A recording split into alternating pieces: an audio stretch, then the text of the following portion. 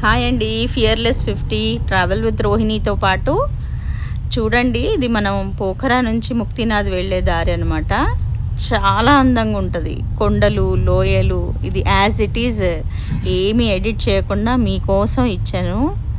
చూడండి అద్భుతంగా, ఎంత అద్భుతాలు ఉన్నాయంటే ప్రపంచంలో మనకు తెలీదు. ఆ కొండలు లోయలు ఆకాశం ఇది చూడండి ఎంత బాగుందో. అసలు ఒక వర్ణించడానికి వర్డ్స్ లేదు.